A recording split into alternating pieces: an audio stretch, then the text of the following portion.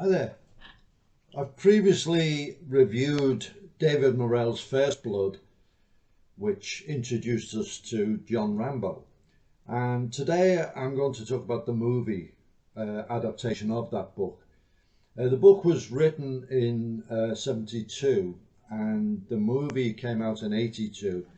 So it took 10 years and there were many attempts to film it, but it was finally filmed with Sylvester Stallone coming off the success of Rocky in the starring role.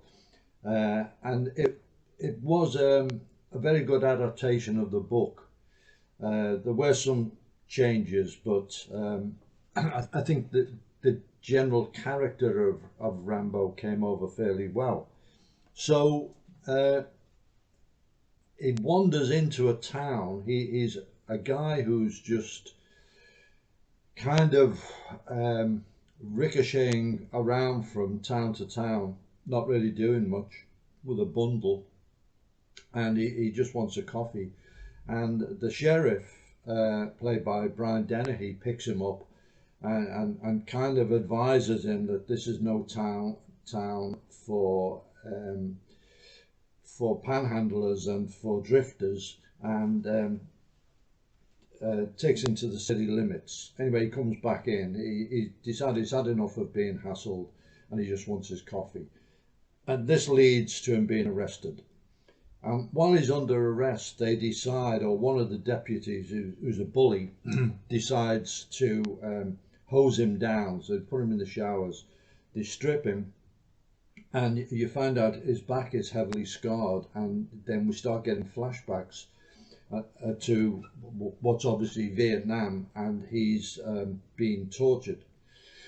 And this triggers an episode, and he lashes out very skillfully, and it's a very, very good fight sequence. At the time, in movies, a lot of the fight sequences were very rudimentary, but this was pretty well done.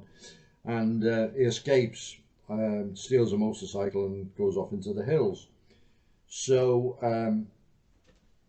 a posse goes after him, and meanwhile they've run his record, and they find out that he's John Rambo. He's a former Special Forces NCO, Green Beret, and he won the Medal of Honor. So they've got a lot on the plate, and he uses his bushcraft and his survival training.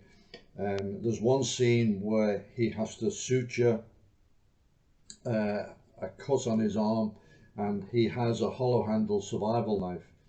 Now this sparked off a whole industry in the knife world, and the knives got bigger and more complicated, and with saw teeth and so on. And today the term Rambo knife is still used. At the time, Randall made one hollow handled knife, and Jimmy Lyle, I think, made one. It was an idea to store things like matches and maybe a sharpening stone or whatever in the hollow handle, water purifying tablets or whatever. So it was a fairly good idea, but kind of became outrageous. But the knife really did kind of helps. It's kind of in the marketing of the whole movie. So he sets man traps, and they start deploying more and more, tracking dogs and National Guard units and so on after him. Now, in the book, much is made of John Rambo gains information about the sheriff, looking at plaques on the wall and so on, that he served in Korea. And from this, he twigs what kind of planning he would do and how to outwit him. It's not really made that clear in the film, but nevertheless, he's very, very skilled at escape and evasion, and he's successfully staying in the mountains. They then bring his old commanding officer, Colonel Troutman, played by Richard Crenna, in, and things start to heat up, and it reaches quite a cataclysmic finale. The book and the film have different endings, and you can really, it's up to the individual which ending they prefer. There's a pretty good speech by Rambo at the end, which I think Stallone carries off pretty well. But overall, it was a really good film. It was successful, and it kind of launched Stallone into the action roles. There were many sequels made which become more and more cartoonish and really nonsense in a way. I spoke to David Morrell. He came on one of our courses. Great guy, super guy. Trains in many skills, and knows the business very well.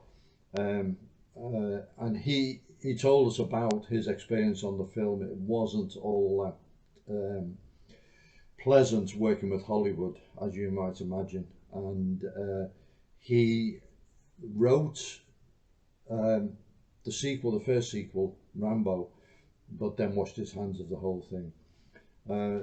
But First Blood and the book, I would recommend both. And as I said, they did a good adaptation of what is a terrific film written by a really good writer.